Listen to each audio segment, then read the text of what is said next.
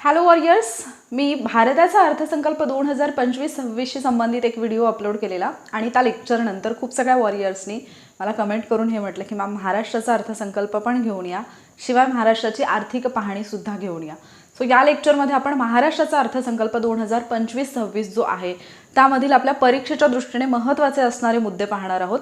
अर्थात हा टॉपिक पाहण्याचं कारण म्हणजे अर्थसंकल्प या टॉपिकवरती भारताचा आणि महाराष्ट्राचा मिळून जवळपास 4 ते 5 प्रश्न हे आपल्याला प्रत्येक परीक्षेमध्ये पाहायला मिळतात आणि म्हणूनच आपल्याला कंबाईनच्या एक्झामच्या दृष्टीने हा अर्थसंकल्प पाहायचा आहे. जेव्हा आपण महाराष्ट्राचा अर्थसंकल्प पाहतोय तर याच्यामध्ये अर्थात जर पाहिलं तर हे एक गव्हर्नमेंट डॉक्युमेंट आहे ज्याच्यामध्ये तुम्हाला खूप सगळे पेजेस पाहायला मिळतील. पण याच्यातून नेमकं आपल्या परीक्षेसाठी काय महत्त्वाचं आहे हे आपल्याला समजणं गरजेचं असतं आणि त्याच्यासाठी म्हणून आज आपण हे लेक्चर पाहतोय. जर या लेक्चरची PDF म्हणजे जे काही महत्त्वाचे मुद्दे मी नोट डाऊन केलेले आहेत ते जर तुम्हाला हवे असतील तर आपला टेलिग्राम चॅनल जॉईन करा. तिथे तुम्हाला PDF या लेक्चरनंतर अवेलेबल होईल. ठीक आहे. सो आजच्या लेक्चरला आपण सुरुवात करूयात. सगळ्यात पहिला मुद्दा म्हणजे हा अर्थसंकल्प कोणी मांडला तर आपल्या महाराष्ट्राचे उपमुख्यमंत्री माननीय अजित पवार जे आहेत, जे सध्या आपल्याला वित्तमंत्री सुद्धा पाहायला मिळतात, तर यांनी हा अर्थसंकल्प सादर केलेला आहे. कधी सादर केला डेट सुद्धा विचारली जाऊ शकते. 10 मार्च 2025ला हा अर्थसंकल्प जो आहे तो आपल्या विधिमंडळामध्ये सादर करण्यात आलेला आहे आणि याचं जे शीर्षक आहे, आपण भारताचं पाहिलेलं विकसित भारत हे एक उद्दिष्ट ठेवण्यात आले. त्याच अनुषंगाने महाराष्ट्राचा जो अर्थसंकल्प आहे त्याचं शीर्षक विकसित भारत, विकसित महाराष्ट्र, शाश्वत व सर्वसमावेशक विकासाची रूपरेषा असं हे शीर्षक असलेलं आपल्याला पाहायला मिळतं आणि अजित पवारांचा हा 11वा अर्थसंकल्प आहे. मग या अर्थसंकल्पाच्या दिवशी काही विशेष दिवसांबद्दल उल्लेख करण्यात आला होता. सो तुम्हाला एखादा प्रश्न असाही येऊ शकतो की हे वर्ष खालीलपैकी कुठल्या दृष्टीने महत्त्वाचं आहे किंवा अर्थसंकल्पामध्ये खालीलपैकी कोणत्या व्यक्तींच्या विशेष वर्षाबाबतचा उल्लेख करण्यात आला होता. सो ते आपल्याला समजून घ्यायचं आहे. या वर्षाचं महत्त्व काय आहे तर शिखांचे 9वे गुरु श्री गुरु तेग बहादूर यांच्या हौतात्म्याचं हे 350वं वर्ष आहे.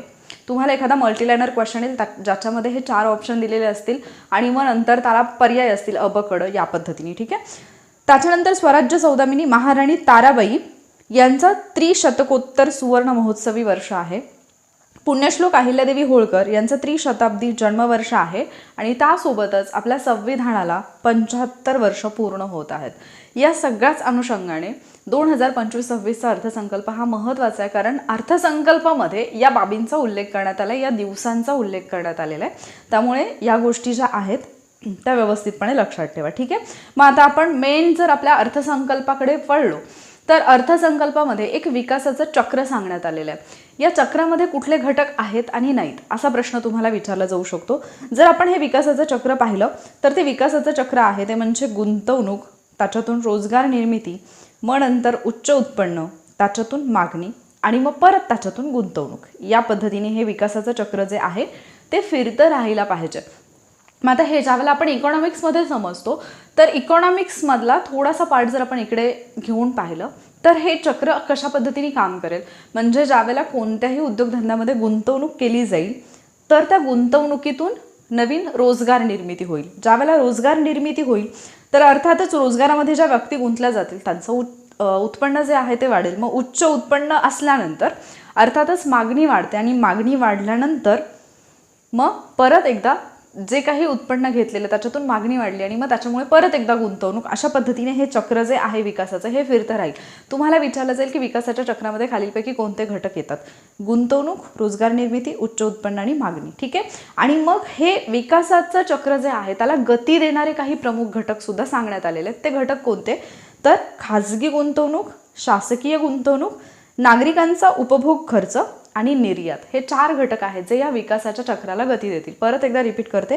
खाजगी गुंतवणूक, शासकीय गुंतवणूक, नागरिकांचा उपभोग खर्च आणि निर्यात हे 4 घटक विकासाच्या या चक्राला, गुंतवणूक, रोजगार निर्मिती, उच्च उत्पन्न आणि मागणी या चक्राला गती देण्याचं काम करतील. ठीक आहे. त्याच्यानंतर या अर्थसंकल्पामध्ये महायुतीचं सरकार स्थापन झाल्यानंतर राज्याच्या सर्वांगीण प्रगतीसाठी म्हणून एक 100 दिवसांचा 7 कलमी कृती आराखडा सुद्धा घोषित करण्यात आलेला आहे. मग तुम्हाला प्रश्न असाही विचारला जाईल की 7 कलमी कृती आराखडा किती दिवसांसाठी जाहीर करण्यात आला, तर तो 100 दिवसांचा असेल. किंवा असंही विचारलं जाईल की 100 दिवसांचा जो कृती आराखडा आहे तो किती कलमांचा आहे, त्याच्यामध्ये किती कलम आहेत, तर 7 आहेत. आणि मग ही कुठली आहेत हे सुद्धा आपल्याला माहिती असायला पाहिजे. तर संकेतस्थळांचा विकास करायचा आहे, सुलभ जीवनमान, त्याच्यानंतर स्वच्छता, जनतेच्या तक्रारींचे निवारण, कार्यालयातील सोयी सुविधा, गुंतवणुकीचा प्रसार आणि क्षेत्रीय कार्यालयांना भेटी, असा हा 7 कलमी कार्यक्रम असेल जो 100 दिवसांसाठी राबवण्यात येईल. 100 दिवसांचा हा 7 कलमी असा कृती आराखडा आपल्याला या अर्थसंकल्पामध्ये पाहायला मिळतो. मग आता आपण जर या अर्थसंकल्पाचा एकूणच विचार केला तर मग उद्योग क्षेत्र असेल, कृषी व संलग्न क्षेत्र असेल, पायाभूत सुविधा असेल, याच्यामध्ये कुठल्या कुठल्या तरतुदी करण्यात आल्यात की आपल्याला समजून घ्यायचं आहे. सगळ्यात पहिल्यांदा आपण उद्योगांचा विकास जर पाहिलं, नवीन औद्योगिक धोरण 2025 जे आहे ते जाहीर करण्यात येईल, याच्याबद्दलची घोषणा अर्थसंकल्पामध्ये करण्यात आलेली आहे. आणि हे जे काही नवीन औद्योगिक धोरण 2025 जाहीर करण्यात येणार आहे याचं उद्दिष्ट काय असेल, तर पुढच्या 5 वर्षाच्या कालावधीमध्ये जवळपास 40 लाख कोटींची गुंतवणूक अपेक्षित आहे. त्याचबरोबर 50 लाख एवढ्या रोजगार निर्मितीचं सुद्धा उद्दिष्ट याच्यामध्ये ठेवण्यात येणार आहे. सो 5 वर्षांचा कालावधी, 40 लाख कोटींची गुंतवणूक आणि 50 लाख रोजगार निर्मिती. 5, 40, 50 हे आकडे लक्षात ठेवायला सोपे आहेत नवीन औद्योगिक धोरण 2025 नुसार. ठीक आहे. त्याच्यानंतर पुढचा मुद्दा येतो तो म्हणजे निर्यात प्रोत्साहन धोरण 2023 जे आहे ते ऑलरेडी राज्याने जाहीर केलेलं आहे, ते राबवलं जात आहे. आणि या धोरणाअंतर्गत आपल्या राज्यामध्ये 37 विशेष आर्थिक क्षेत्र आपल्याला आढळतात, 8 कृषी निर्यात क्षेत्र आणि 27 निर्यात केंद्रित औद्योगिक पार्क जे आहेत ते ऑलरेडी उभारण्यात आलेले आहेत. हे सुद्धा या अर्थसंकल्पामध्ये सांगण्यात आलं. मग या पॉईंटच्या दृष्टीने प्रश्न कसा येऊ शकतो, तुम्हाला कदाचित हेडिंगमध्ये दिलं जाईल की निर्यात प्रोत्साहन धोरण 2023 नुसार महाराष्ट्र राज्यामध्ये खालील घटकांचा विचार करा आणि एका बाजूला विशेष आर्थिक क्षेत्र किती आहेत, कृषी निर्यात क्षेत्र किती आहेत आणि निर्यात केंद्रित औद्योगिक पार्क किती आहेत, म्हणजे किती उभारण्यात आलेले आहेत असं अर्थसंकल्पामध्ये जाहीर करण्यात आले. या अनुषंगाने एखादा जर प्रश्न आला तर माहिती असावं 37 विशेष आर्थिक क्षेत्र, 8 कृषी निर्यात क्षेत्र आणि 27 निर्यात केंद्रित औद्योगिक पार्क जे आहेत ते ऑलरेडी या निर्यात प्रोत्साहन धोरणाच्या अंतर्गत उभारण्यात आलेले आहेत. त्याच्यानंतर पुढचा मुद्दा हा मोस्ट इम्पॉर्टंट मुद्दा येतो, इथे 100% क्वेश्चन बनू शकतो. तो म्हणजे मुंबई महानगर प्रदेश जो आहे त्याचा ग्रोथ हब म्हणून विकास करायचा आहे. मुंबई महानगर क्षेत्र जे आहे किंवा महानगर प्रदेश जो आहे याला आंतरराष्ट्रीय दर्जाचं एक आर्थिक विकास केंद्र जे आहे ते म्हणजेच ग्रोथ हब म्हणून विकसित करायचं आहे. आणि याच्यासाठी मग 7 आंतरराष्ट्रीय दर्जाची व्यापार केंद्र जी आहेत ती निर्माण करण्याचा निर्णय घेण्यात आलेला आहे. मग आता ही जी काही 7 आंतरराष्ट्रीय दर्जाची व्यापार केंद्र आहेत ती कोणत्या कोणत्या ठिकाणी असणार आहेत ती आपल्याला समजून घ्यायची आहेत. मग याच्यामध्ये वांद्रे कुर्ला संकुल आहे, त्याच्यानंतर कुर्ला वरळी, त्यानंतर वडाळा, त्यानंतर गोरेगाव, नवी मुंबई, खारघर आणि विरार बोईसर ही 7 आंतरराष्ट्रीय दर्जाची व्यापार केंद्र जी आहेत ती ठरणार आहेत. तुम्हाला एखादा प्रश्न असा येऊ शकतो, ग्रोथ हब म्हणून तर डिरेक्टली प्रश्न येईलच, पुढे जाऊन आपल्याला स्टील हब पण पाहायचे. गडचिरोली जिल्हा सध्या स्टील हब म्हणून विकसित होत आहे किंवा स्टील हब म्हणून त्याची स्वतःची ओळख निर्माण होत आहे, तो उदयास येत आहे. तर स्टील हब आणि ग्रोथ हब हे 2 सेंटेन्सेस घेऊन पण एखादा प्रश्न विचारला जाऊ शकतो. पण प्लस तुम्हाला ग्रोथ हबमध्ये मुंबई महानगर प्रदेशाचा ग्रोथ हब म्हणून विकास करताना 7 औद्योगिक दर्जाची व्यापार केंद्र स्थापन केली जाणार आहेत किंवा निर्माण केली जाणार आहेत. तर खालीलपैकी कुठलं एक केंद्र असेल किंवा नसेल या टाईपचं जर क्वेश्चन आला तर ही 7 ॲटलिस्ट तुमच्या कानावरून गेलेली असतील तर तुम्हाला आठवतील. वांद्रे कुर्ला संकुल, कुर्ला वरळी, वडाळा, गोरेगाव, नवी मुंबई, खारघर आणि विरार बोईसर ही आहेत. ठीक आहे. आणि मुंबईची जी अर्थव्यवस्था आहे या अर्थव्यवस्थेच्या बाबतीत सुद्धा काही लक्ष ठेवण्यात आले, जसं की ती अर्थव्यवस्था सध्या जर आपण पाहिलं तर $140 बिलियन इतकी असणारी ती अर्थव्यवस्था 2030 पर्यंत $300 बिलियन पर्यंत आपल्याला वाढवायची आहे आणि 2047 पर्यंत तिला $1.5 ट्रिलियन पर्यंत घेऊन जाण्याचं लक्ष आहे. सो 2030 पर्यंत तिला $300 बिलियन, 30 आणि 300 असं लक्षात राहू शकतं तुमच्या. ठीक आहे. 30 आणि $300 बिलियन आणि 2047ला $1.5 ट्रिलियन पर्यंत तिला आपल्याला ग्रो करायचं आहे. हा एक मुद्दा लक्षात ठेवा. त्याच्यानंतर स्टील हब म्हणून सध्या गडचिरोली जिल्हा जो आहे तो उदयास येत आहे. मग या गडचिरोली जिल्ह्यासाठी काही स्पेसिफिक तरतुदी करण्यात आलेल्या आहेत या अर्थसंकल्पामध्ये. अर्थसंकल्पामध्ये म्हणण्यापेक्षा जानेवारी 2025ला दावोस या ठिकाणी जागतिक आर्थिक परिषद जी आहे ती पार पडली आणि या जागतिक आर्थिक परिषदेमध्ये महाराष्ट्राने जवळपास 63 कंपन्यांसोबत सामंजस्य करार केलेले आहेत.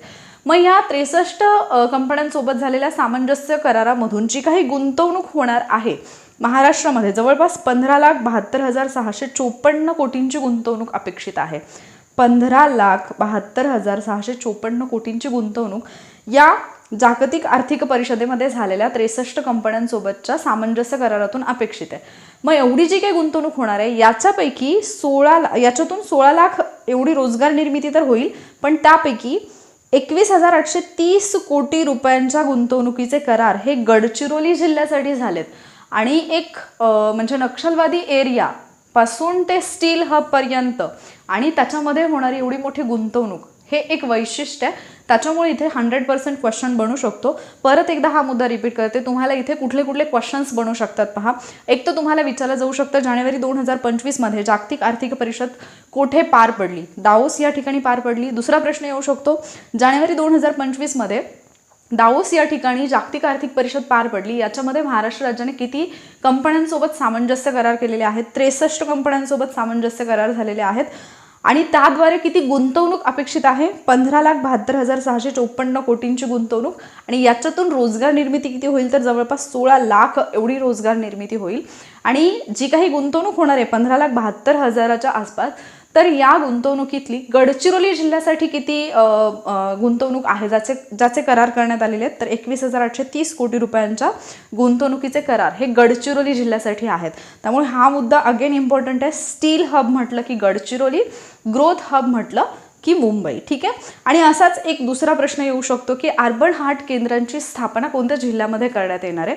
तर हातमागाडी विणकरांना प्रोत्साहन देण्यासाठी आणि सुविधा देण्यासाठी नागपूर या ठिकाणी आपल्याला अर्बन हार्ट केंद्रांची स्थापना करण्यात येणार असल्याची घोषणा सुद्धा या अर्थसंकल्पामध्ये केलेली पाहायला मिळते. त्याच्यानंतर इनोव्हेशन सिटी, नवीन पिढी जी आहे त्या नवीन पिढीला रोजगाराच्या संधी उपलब्ध करून देण्यासाठी म्हणून आणि नवीन उपक्रमांमध्ये राज्य अग्रेसर व्हावं याच्यासाठी म्हणून नवी मुंबई या ठिकाणी जवळपास 250 एकर क्षेत्रावरती इनोव्हेशन सिटी किंवा नाविन्यता नगर जे आहे ते स्थापन करण्यात येणार आहे. ठीक आहे. नाविन्यता नगर जे आहे ते स्थापन करण्यात येणार आहे, ज्याला तुम्ही इनोव्हेशन सिटी असं म्हणू शकता. तर तुम्हाला इनोव्हेशन सिटीबद्दलचा एक प्रश्न विचारला जाऊ शकतो की किती एकर एरियामध्ये ही उभारली जाणार आहे किंवा 250 एकर क्षेत्र आहे किंवा कुठल्या जिल्ह्यामध्ये, कुठल्या ठिकाणी? नवी मुंबई या ठिकाणी ती असलेली आपल्याला पाहायला मिळते. त्याच्यानंतर एक ॲडिशनल इन्फॉर्मेशन इथे लक्षात ठेवा. रतन टाटा महाराष्ट्र राज्य कौशल्य विद्यापीठ जे आहे, रतन टाटा महाराष्ट्र राज्य कौशल्य विद्यापीठाकडून मायक्रोसॉफ्ट कंपनीमार्फत जवळपास 10,000 इतक्या महिलांना कौशल्य आणि AI कृत्रिम बुद्धिमत्तेचं प्रशिक्षण जे आहे ते देण्यात येणार आहे. ठीक आहे. सो रतन टाटा महाराष्ट्र राज्य कौशल्य विद्यापीठ 10,000 महिलांना कौशल्य आणि AI म्हणजे कृत्रिम बुद्धिमत्तेचं प्रशिक्षण जे आहे ते दिलं जाणार आहे. त्याच्यानंतर पुढचा मुद्दा येतो तो म्हणजे पायाभूत सुविधांमधला जो विकास आहे त्या संदर्भात या अर्थसंकल्पामध्ये कुठल्या कुठल्या तरतुदी आहेत? तर एकतर महाराष्ट्र सागरी विकास धोरण जे आहे 2023 ते ऑलरेडी जाहीर करण्यात आलेलं आहे आणि याच्या अंतर्गत बंदरांचा विकास केला जातो. ठीक आहे. मग आता जे काही बंदरांसोबत जो काही करार झालेला आहे त्या कराराचा कालावधी कमाल 90 वर्षांसाठी करण्यात आलेला आहे या सागरी धोरणाअंतर्गत. ठीक आहे. महाराष्ट्र सागरी विकास धोरणाअंतर्गत जे 2023चं आहे. आणि मग याच्या अंतर्गतच या अर्थसंकल्पामध्ये 2 महत्त्वाची बंदरं आहेत, त्यातल्या एका बंदराचा विकास करायचा आणि एक नवीन बंदर जे आहे ते उभारलं जाणार आहे. मग ही दोन्ही बंदरं जी आहेत ती पालघरमध्ये. तुम्हाला प्रश्न विचारला जाऊ शकतो त्या बंदरांचं नाव घेऊन, जसं की वाढवण आणि मौजे मुरबे. वाढवण आणि मुरबे ही बंदरं कुठे आहेत या अँगलने तुम्हाला क्वेश्चन विचारला जाऊ शकतो. सो वाढवण हे जे बंदर आहे जे पालघर जिल्ह्यामध्ये आहे, जवाहरलाल नेहरू बंदर प्राधिकरण आणि महाराष्ट्र सागरी मंडळ या दोघांच्या प्रयत्नाने याला विकसित केलं जाणार आहे. वाढवण बंदराचा विकास केला जाणार आहे आणि मौजे मुरबे या ठिकाणी पालघर जिल्ह्यातच मौजे मुरबे या ठिकाणी बंदराची निर्मिती केली जाणार आहे. ठीक आहे. सो हे 2 मुद्दे लक्षात ठेवा. त्याचबरोबर अमृतकाल राज्य रस्ते विकास आराखडा कोणत्या कालावधीसाठी राबवला जाणार आहे हा प्रश्न विचारला जाऊ शकतो. तो कालावधी असेल 2025 ते 2047 या कालावधीसाठी म्हणून अमृतकाल राज्य रस्ते विकास आराखडा जो आहे तो राबवला जाणार आहे. याचं उद्दिष्ट काय आहे तर दीर्घकालीन आणि सर्वसमावेशक असं रस्ते विकासाचा आराखडा तयार करायचा. त्याबरोबर आपण भारताच्या अर्थसंकल्पामध्ये एक गोष्ट पाहिलेली होती ती म्हणजे राज्यांना भांडवली गुंतवणुकीसाठी विशेष असं सहाय्य देण्याची एक योजना येणार आहे, ज्याच्यामध्ये पुढच्या 50 वर्षांसाठी राज्यांना बिनव्याजी 50 वर्षांच्या मुदतीची बिनव्याजी कर्ज देण्यात येणार आहेत. तर ती जी काही योजना आहे राज्यांना सहाय्य करण्यासाठी, भांडवली गुंतवणुकीसाठी विशेष सहाय्य करण्यासाठी जी योजना येणार आहे त्याच्या अंतर्गत महाराष्ट्र राज्यासाठी जर आपण विचार केला तर जवळपास 12,000 कोटी रुपयांचं सहाय्य जे आहे ते अपेक्षित आहे 2024-25 या वर्षामध्ये. म्हणजे जे 50 वर्षांसाठी बिनव्याजी कर्ज मिळणार आहे त्याच्यामध्ये महाराष्ट्राला 2024-25 या वर्षाचा जर विचार केला तर 12,000 कोटी रुपये इतकं जे सहाय्य आहे ते अपेक्षित असलेलं आपल्याला पाहायला मिळतं. त्याच्यानंतर प्रधानमंत्री ग्राम सडक योजना जी आहे ती ऑलरेडी राबवली जाते. या योजनेचा जो तिसरा टप्पा असणार आहे या तिसऱ्या टप्प्याअंतर्गत 2025-26 साठी 15,000 किलोमीटर लांबीच्या रस्त्यांचं उद्दिष्ट जे आहे ते ठेवण्यात आलेलं आहे. प्रश्न सरळ येईल, प्रधानमंत्री ग्राम सडक योजना टप्पा 3 नुसार 2025-26 साठी महाराष्ट्राच्या अर्थसंकल्पामध्ये किती हजार किलोमीटरच्या लांबींच्या रस्त्यांचं उद्दिष्ट ठेवण्यात आलं तर जवळपास 15,000 किलोमीटर लांबीच्या रस्त्यांचं उद्दिष्ट ठेवण्यात आलेलं आहे. त्याचबरोबर हिंदू हृदय सम्राट बाळासाहेब ठाकरे समृद्धी महामार्ग जो आहे या महामार्गालगत ॲग्रो लॉजिस्टिक हब जो आहे तो विकसित केला जाणार आहे. ॲग्रो लॉजिस्टिक हब जो आहे तो विकसित केला जाणार आहे. त्यानंतर शक्तिपीठ महामार्ग आहे ज्याची लांबी जवळपास 760 किलोमीटर असेल. हा कुठून कुठपर्यंत आहे असा एक प्रश्न येईल. वर्ध्यातील पवनार ते सिंधुदुर्गमधील पात्रादेवी इथपर्यंत हा महामार्ग असणार आहे आणि याच्यासाठी जी काही भूमी अधिग्रहित करायची आहे तर त्याचं काम सुरू आहे. भूमी संपादनाची कार्यवाही जी आहे ती प्रगतीपथावरती असल्याचा उल्लेख सुद्धा इथे पाहायला मिळतो. सो शक्तिपीठ महामार्ग विचारला जाईल. वर्ध्यातील पवनार ते सिंधुदुर्गमधील पात्रादेवी इथपर्यंत 760 किलोमीटरचा हा रस्ता असणार आहे. 86,300 कोटी रुपये इतकी जवळपास गुंतवणूक आपल्याला याच्या बाबतीत पाहायला मिळते. ठीक आहे, 86,300 कोटी रुपये किमतीचा हा किमतीची जी काही जमीन असेल म्हणजे या महामार्गासाठी तर ती भूसंपादनाची कार्यवाही प्रगतीपथावरती असलेली पाहायला मिळते. त्याच्यानंतर बाळकूम ते गायमुख 13.45 किलोमीटरचा हा ठाणे किनारी मार्ग जो आहे तर तो सुद्धा पूर्ण करण्याचं नियोजन या अर्थसंकल्पामध्ये सांगण्यात आलेलं आहे. 2028 हे जे वर्ष आहे त्याच्या अखेरपर्यंत हा महामार्ग पूर्ण करण्याचं ठरवण्यात आलं. त्यानंतर स्वातंत्र्यवीर सावरकर वांद्रे वर्सोवा सागरी सेतू जो आहे हा जवळपास जर आपण पाहिलं तर आपल्याला तो 14 किलोमीटर लांबीचा असलेला पाहायला मिळतो. वांद्रे ते वर्सोवा 14 किलोमीटर लांबीचं हे अंतर मे 2028 पर्यंत याचं काम जे आहे ते पूर्ण करायचं नियोजित आहे. सो तुम्हाला हा प्रश्न येईल की स्वातंत्र्यवीर सावरकर वांद्रे वर्सोवा सागरी सेतूचं काम जे आहे ते मे 2000 म्हणजे कधीपर्यंत पूर्ण करणं अपेक्षित आहे तर मे 2028 पर्यंत ते पूर्ण करण्याचं नियोजन असलेलं आपल्याला पाहायला मिळतं. त्याच्यानंतर उत्तन ते विरार हा सागरी सेतू आहे तर हा जो उत्तन ते विरार आहे जवळपास 55 किलोमीटर लांबीचा हा सागरी सेतू आहे आणि हा सुद्धा हाती घेण्यात म्हणजे याचं काम सुद्धा हाती घेण्यात येणार आहे. त्याच्यानंतर कृषी आणि संलग्न क्षेत्रांचा विचार आपल्याला करायचा. कृषी आणि संलग्न क्षेत्रांमध्ये कुठल्या कुठल्या तरतुदी करण्यात आलेल्या आहेत, कुठल्या योजना आहेत ज्याच्या बाबतीत काही लक्ष ठेवण्यात आली आहेत किंवा कुठल्या योजना आहेत ज्यांच्याबद्दलची माहिती दिलेली आहे. तर सगळ्यात पहिल्यांदा तर 3 महत्त्वाचे नदीजोड प्रकल्प जे आहेत त्यांच्याबद्दल या अर्थसंकल्पामध्ये घोषणा करण्यात आलेली आहे. पहिला येतो वैनगंगा नळगंगा नदीजोड प्रकल्प. हा विचारला जाऊ शकतो. या प्रकल्पाला तत्वतः मान्यता देण्यात आलेली आहे. याची अंदाजित किंमत ही जवळपास 88,574 कोटी 88,574 कोटी इतकी असलेली आपल्याला पाहायला मिळते. ठीक आहे. त्याच्यानंतर मग याचा जो काही वैनगंगा नळगंगा नदीजोड प्रकल्प आहे याचा जर आपण लाभ पाहिला तर नागपूर, त्याच्यानंतर नागपूर, त्याच्यानंतर वर्धा, त्याच्यानंतर अमरावती, यवतमाळ आणि अकोला या जिल्ह्यांना याचा अकोला आणि त्याच्यासोबत बुलढाणा पण येईल. ठीक आहे. या जिल्ह्यांना याचा लाभ होणार असल्याचं जाहीर करण्यात आलेलं आहे किंवा याचा लाभ होणार आहे.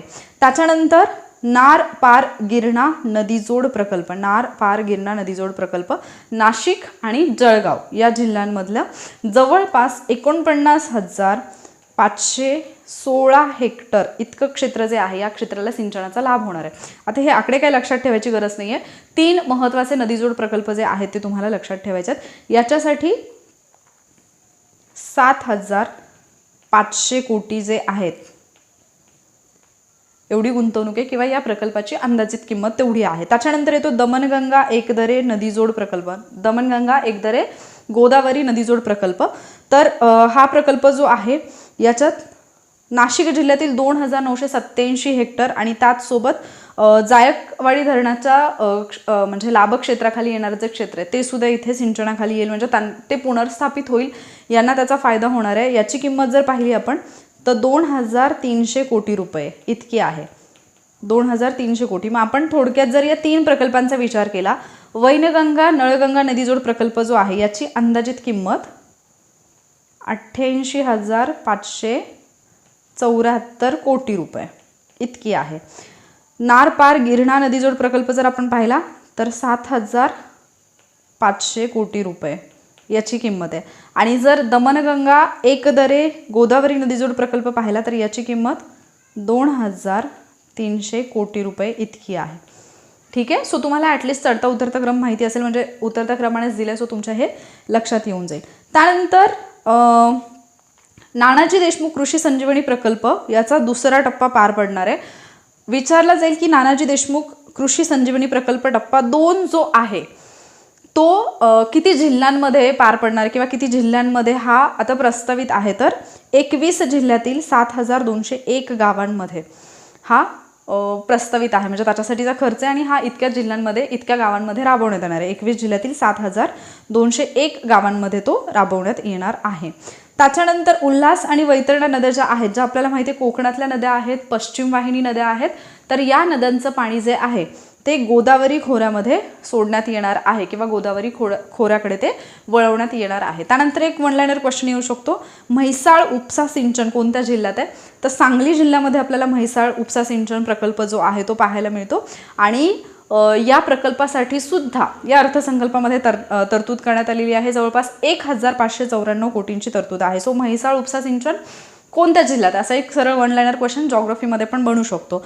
त्यानंतर मुख्यमंत्री बळीराजा मोफत वीज योजना जी आहे ही एक थोडीशी इम्पॉर्टंट योजना आहे.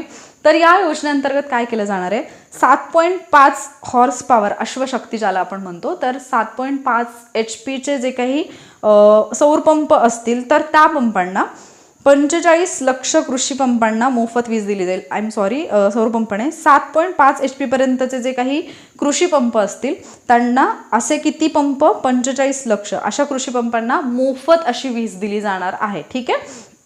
ते ॲक्च्युली दुसरा एक मुद्दा आहे सौर कृषी पंपाशी रिलेटेड, त्याच्यामुळे ते तोडण्यात आलं माझ्या. मुख्यमंत्री बळीराजा मोफत वीज योजना किती HP पर्यंतचे कृषी पंप, 7.5 HP पर्यंतचे असे किती कृषी पंप, 45 लक्ष कृषी पंप यांना मोफत वीज जी आहे ती दिली जाणार आहे. त्याच्यानंतर संयुक्त राष्ट्रसंघाने 2025 हे जे वर्ष आहे ते आंतरराष्ट्रीय सहकार वर्ष म्हणून घोषित केले.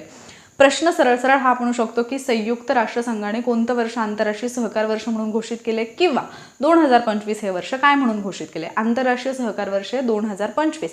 त्या अनुषंगाने महाराष्ट्रामध्ये वेगवेगळे प्रकल्प हाती घेण्यात येतील, वेगवेगळे कार्यक्रम जे आहेत ते राबवण्यात येतील आंतरराष्ट्रीय सहकार वर्ष 2025च्या अनुषंगाने. ठीक आहे.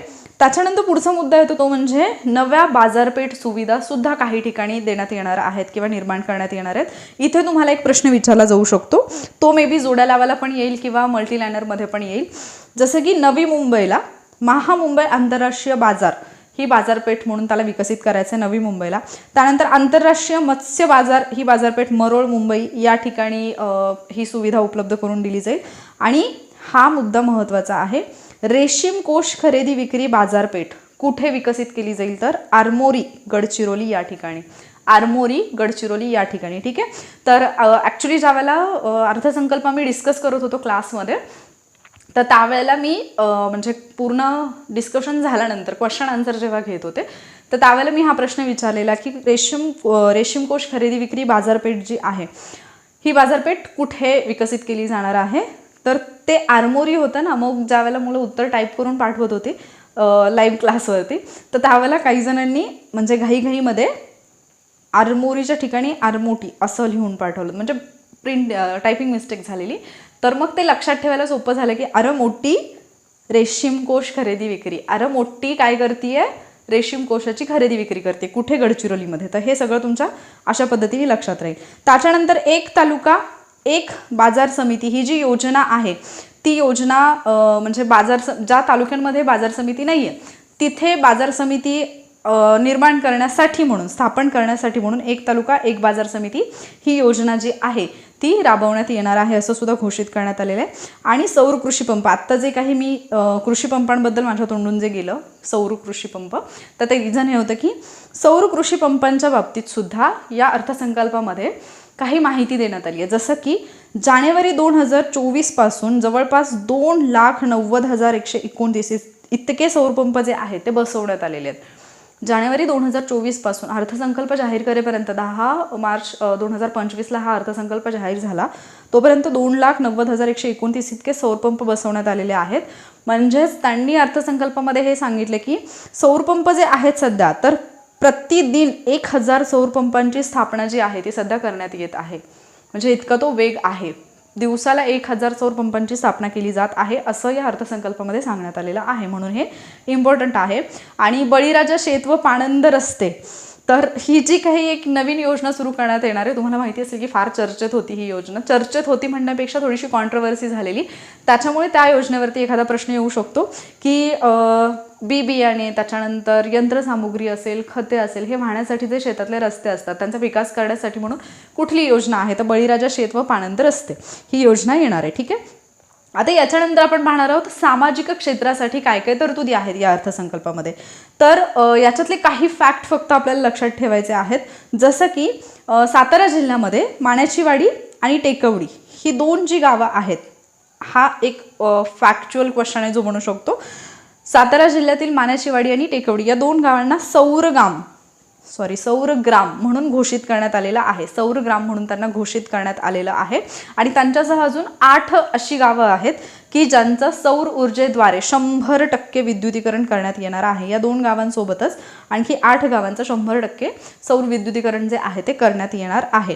त्याच्यानंतर जलजीवन मिशन, आपण भारताच्या अर्थसंकल्पामध्ये पण जलजीवन मिशनची मुदत 2028 पर्यंत वाढवण्यात आली हे पाहिलं होतं.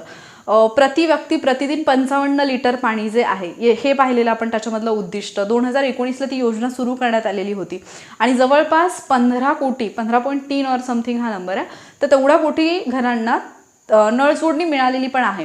त्याच्यामध्ये महाराष्ट्राची जर कामगिरी आपण पाहिली तर महाराष्ट्रातील सुमारे 1,30,00,000 एवढ्या कुटुंबांना नळ जोडणी जी आहे ती देण्यात आलेली आहे. आणि या योजनेचा विस्तार आता 2028 पर्यंत केलेला आहे. तर उर्वरित घरांना सुद्धा 2028 पर्यंत नळ जोडणी जी आहे ती उपलब्ध करून देण्यात येईल. त्यानंतर ज्या काही आदिवासी कल्याणासाठी, अनुसूचित जाती जमातींसाठी योजना करण्यात आलेल्या आहेत, तर त्यासोबतच धनगर आणि गोवारी समाजाकरता 22 कल्याणकारी योजना ज्या आहेत आदिवासी उपयोजनेच्या धर्तीवरती 22 कल्याणकारी योजना ज्या आहेत त्या राबवण्यात येणार आहेत. हा महत्त्वाचा मुद्दा आहे. इथे प्रश्न विचारला जाऊ शकतो. आणखी एक प्रश्न विचारला जाऊ शकतो तो म्हणजे जिल्हा वार्षिक योजनेमध्ये जो काही निधी असतो, जिल्हा वार्षिक योजना, याच्यातला 1% निधी जो आहे तो दिव्यांगांसाठी, दिव्यांग कल्याणासाठी म्हणून राखीव ठेवण्याचा निर्णय घेण्यात आलेला आहे. जिल्हा वार्षिक योजना निधीतील 1% निधी हा दिव्यांग कल्याणासाठी म्हणून राखीव ठेवण्याचा निर्णय घेण्यात आलेला आहे. ठीक आहे. तर इथे एक प्रश्न विचारला जाऊ शकतो, दिव्यांगांसाठी किती निधी ठेवण्याचा निर्णय घेण्यात आलेला आहे. त्याच्यानंतर फार जास्त चर्चेत असणारी एक योजना मुख्यमंत्री माझी लाडकी बहीण योजना. तर या योजनेचे जर लाभार्थी पाहिले तर जवळपास 2,53,00,000 इतक्या महिलांना जुलै 2024 पर्यंत, जुलै 2024 पासून, जेव्हापासून ही योजना सुरू केली, जुलै 2024 पासून आर्थिक लाभ देण्यात येते. किती? 2,53,00,000 इतक्या बहिणींना हा लाभ देण्यात येत आहे.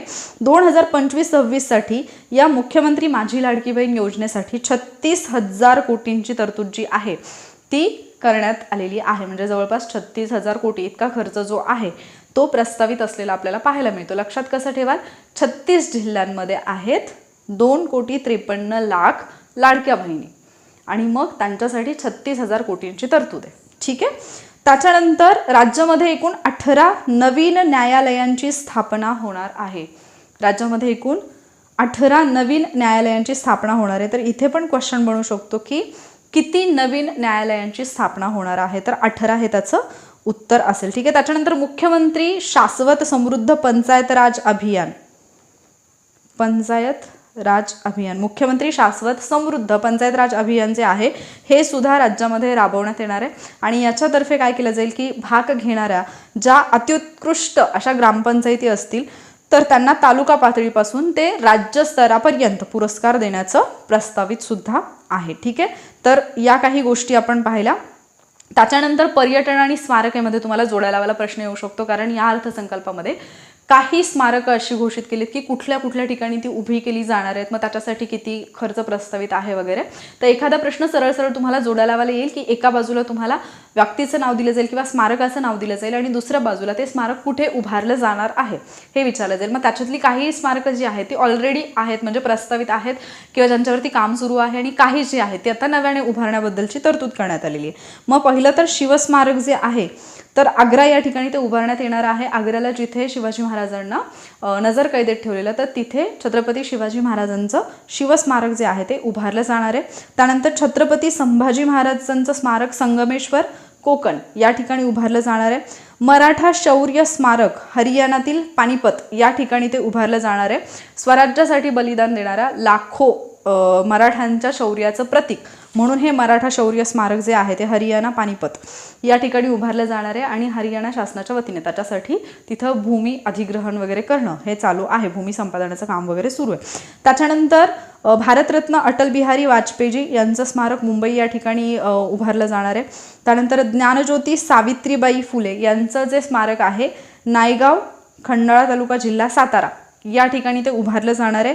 लोकशाहीर अण्णाभाऊ साठे यांचं स्मारक वाटेगाव, तालुका वाळवा, जिल्हा सांगली या ठिकाणी उभारलं जाणार आहे. आणि वस्ताद लहुजी साळवे यांचं स्मारक संगमवाडी, पुणे या ठिकाणी ते अपेक्षित आहे. सो ही जी स्लाइड आहे ना ही इम्पॉर्टंट आहे. इथे तुम्हाला डेफिनेटली जोडायला लावायला एखादा प्रश्न बनू शकतो की कोणाचं स्मारक जे आहे ते कुठल्या ठिकाणी आहे, किंवा इतिहासमध्ये तुम्हाला स्पेसिफिकली ज्ञानज्योती सावित्रीबाई फुले, लोकशाहीर अण्णाभाऊ साठे, वस्ताद लहुजी साळवे यांच्याबद्दलचा एखादा क्वेश्चन, त्यांचं जन्मगाव किंवा त्यांनी जे काही कार्य केले ते तर तसंही इम्पॉर्टंट आहेच, पण बजेटमध्ये त्यांच्याबद्दल, अर्थसंकल्पामध्ये त्यांच्याबद्दलचा उल्लेख असल्यामुळे एखादा क्वेश्चन तिकडे पण बनू शकतो, हे लक्षात ठेवा. ठीक आहे. त्याच्यानंतर नमामि गोदावरी हे एक अभियान जे आहे ते सुद्धा राबवण्यात येणार आहे. तर हे कशासाठी आहे नमामि गोदावरी? सिंहस्थ कुंभमेळा 2027ला नाशिक या ठिकाणी पार पडणार आहे आणि मग त्या दृष्टीने नमामि गोदावरी हे जे काही अभियान आहे ते राबवण्यात येणार आहे. गोदावरीचा जो काही परिसर आहे तर ते स्वच्छता आणि हा सिंहस्थ कुंभमेळा जो आहे त्याच्या आयोजनासाठी म्हणून. ठीक आहे. सो नमामि गोदावरी हे जे अभियान आहे हे एक लक्षात ठेवा.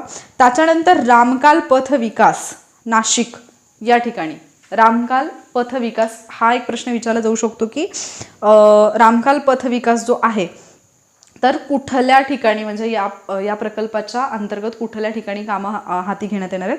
तर रामकुंड, काळाराम मंदिर, गोदा तट परिसराचा विकास करण्यासाठी म्हणून रामकाल पथ विकास याच्या अंतर्गत वेगवेगळी कामं जी आहेत ती हाती घेण्यात येणार आहेत. सो नमामि गोदावरी आणि रामकाल पथ विकास हे दोन नाशिकच्या ठिकाणी असणारे सिंहस्थ कुंभमेळ्यासाठी नमामि गोदावरी हा आराखडा आणि रामकाल पथ विकास, रामकुंड, काळाराम मंदिर आणि गोदातट परिसराचा विकास याच्यासाठी. सो हे दोन प्रकल्प नाशिकच्या संदर्भात लक्षात ठेवा. त्याच्यानंतर आणखी एक मुद्दा येतो तो म्हणजे 3 ऑक्टोबरला मराठी भाषेला अभिजात भाषेचा दर्जा जो आहे तो केंद्र सरकारने दिलेला होता आणि म्हणून मग हा जो 3 ऑक्टोबर दिवस आहे तो अभिजात मराठी भाषा सन्मान दिन म्हणून साजरा करण्यात येईल अशी घोषणा सुद्धा या अर्थसंकल्पामध्ये करण्यात आली. अभिजात मराठी भाषा सप्ताह हा 3 ऑक्टोबर ते 9 ऑक्टोबर याच्यामध्ये साजरा करण्यात येईल हे सुद्धा सांगण्यात आलेलं आहे. आणि मराठी भाषा विद्यापीठ रिद्धपूर या ठिकाणी मराठी भाषेच्या संशोधन आणि अध्ययनासाठी उच्च दर्जाचे संशोधन केंद्र जे आहे त्याचबरोबर अकादमी जी आहे ती स्थापन करण्यात येईल, ही घोषणा सुद्धा याच्यामध्ये करण्यात आलेली आहे. सो मराठी भाषा अभिजात मराठी भाषा सन्मान दिन 3 ऑक्टोबर, अभिजात मराठी भाषा सप्ताह 3 ते 9 ऑक्टोबर आणि मराठी भाषा विद्यापीठ रिद्धपूर. ठीक आहे, तर हे काही फॅक्ट आहेत जे तुम्ही लक्षात ठेवणं अपेक्षित आहे. तर अर्थसंकल्पाचा जो भाग 1 होता याच्यामध्ये ज्या तरतुदी होत्या त्या तरतुदींपैकी ज्या महत्त्वाच्या तरतुदी आहेत त्या मी इथे तुम्हाला सांगितल्यात. याची PDF टेलिग्रामला मिळेल. आता मुद्दा येतो अर्थसंकल्पाचा भाग 2, ज्याच्यामध्ये काही आकडेवारी जी आहे, जसं आपण भारताच्या बाबतीत 2 भागांमध्ये पाहिलेले, इथे आपण याच व्हिडिओमध्ये पाहतो. सो आता ही आकडेवारी लक्षात ठेवताना कुठले कुठले आकडे लक्षात ठेवणं गरजेचे, कुठले फॅक्ट तुम्हाला विचारले जाऊ शकतात ते आपण पाहूयात. अर्थसंकल्पीय अंदाज जे सांगितलेत याच्यामध्ये तुम्हाला एक विचारलं जाऊ शकतं की महाराष्ट्र राज्याचा अर्थसंकल्प हा किती कोटींचा होता वगैरे. तर 7,20,00,000 कोटी, जवळपास 7,00,000 कोटींचा हा अर्थसंकल्प असलेला आपल्याला पाहायला मिळतो. फार मोठा आकडा आहे. महाराष्ट्र राज्याने 7,00,000 कोटींचा आकडा जो आहे तो पार केलेला आहे या अर्थसंकल्पामध्ये. भारताच्या बाबतीमध्ये आपण 50.65 लाख कोटी पाहिलं होतं. सो हे दोन्ही आकडे लक्षात ठेवा. याच्यापैकी आता जो काही अर्थसंकल्प आहे याच्यामध्ये जर आपण महाराष्ट्राच्या बाबतीत पाहिलं तर महसुली जमा ही 5,60,954 कोटी इतकी असणार आहे. तर महसुली खर्च हा 6,06,855 कोटी इतका असणार आहे. म्हणजे तूट आढळून येणार आहे ऑब्विसली. मग ही तूट किती असणार आहे तर अंदाजित तूट ही 45,891 कोटींची आहे. तर राजकोषीय तूट ही 1,36,235 कोटी इतका हा आकडा आहे. हे एवढे आकडे तुम्हाला विचारले जात नाहीत, पण राजकोषीय तूट पर्सेंटेजमध्ये GDPच्या किती टक्के या टाईपमध्ये क्वेश्चन विचारला जाऊ शकतो. आर्थिक पाहणीमध्ये आपण ते पाहणार आहोत. त्याचसोबत अभय योजना जी आहे या योजनेबद्दल एक प्रश्न विचारला जाऊ शकतो तुम्हाला. तर ही अभय योजना काय आहे? वस्तू व सेवा कर कायदा लागू होण्यापूर्वी म्हणजे GST लागू होण्यापूर्वी राज्यकर विभागातर्फे राबवण्यात आलेले जे काही विविध कायदे होते त्या कायद्यांनुसार सार्वजनिक क्षेत्रातील उपक्रमांकडे असलेली जी काही थकबाकी आहे, सार्वजनिक क्षेत्रातले जे उपक्रम आहेत त्यांच्याकडे जी काही थकबाकी आहे GST लागू होण्यापूर्वीची राज्याच्या कायद्यानुसार जी काही त्यांच्याकडे असणारी थकबाकी आहे, तर त्याच्या बाबतीत तडजोड करण्यासाठी म्हणून अभय योजना जी आहे ती जाहीर करण्यात आहे. हा screenshot me as it is याच्यातून घेतलेला आहे आपल्या अर्थसंकल्पातून. त्याच्यामुळे हे अजित पवारांचं वाक्य आहे, माननीय अजित पवारांचं, त्याच्यामुळे ते इथे मी अभय योजना जाहीर करत आहे असं ते बोलले होते. सदर अभय योजनेचं नाव काय असेल? महाराष्ट्र कर व्याज शास्ती किंवा विलंब शुल्क सार्वजनिक क्षेत्रातील कंपन्यांनी प्रदेय असलेल्या यांच्यात थकबाकीची तडजोड करण्याबाबत अधिनियम 2005. प्रश्न सरळ सरळ येईल की अभय योजना कशाशी संबंधित आहे? तर सार्वजनिक उपक्रमांकडे असलेली थकबाकी तिची तडजोड करण्याबाबत. आणि तिचा कालावधी काय आहे? तर या अभय योजनेचा कालावधी प्रस्तावित कायदा लागू झाल्याच्या दिनांकापासून 31 डिसेंबर 2025 पर्यंत असेल. म्हणजे या तारखेपर्यंत ती तडजोड जी आहे ती पूर्ण करायची. ठीक आहे. सो तुम्हाला अभय योजना कशाशी संबंधित आहे आणि त्याची मुदत कधीपर्यंत आहे हे 2 प्रश्न इथे बनतात किंवा 2 सेंटेन्सेस येतील, 2 विधाने येतील आणि तुम्हाला योग्य अयोग्य विचारलं जाईल. त्याच्यानंतर हा एक अतिशय महत्त्वाचा मुद्दा आहे जो तुम्हाला लक्षात ठेवायचा. इथे 2 विधानं लक्षात ठेवायचे आहेत. राजकोषीय सुधारणांमध्ये राज्य नेहमीच अग्रेसर राहिलंय. जो काही आपला FRBM ॲक्ट आहे, राजकोषीय उत्तरदायित्व वित्तीय व्यवस्थापन कायदा, याच्यानुसार आपल्याला माहिती की राजकोषीय तूट जी आहे ती 3% कमी करायची हे एक उद्दिष्ट ठेवण्यात आले.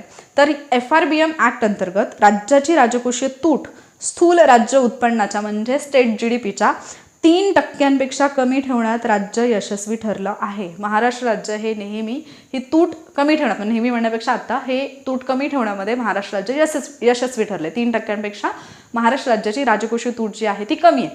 आणि दुसरा मुद्दा, राज्याची महसुली तूट ही सातत्याने स्थूल राज्य उत्पन्नाच्या 1% कमी राहिलेली आहे. हे 2 मुद्दे इतके महत्त्वाचे आहेत की ॲज इट इज तुम्हाला क्वेश्चनमध्ये पेपरमध्ये विचारले जाऊ शकतात, ॲज इट इज क्वेश्चन येऊ शकतात. ठीक आहे.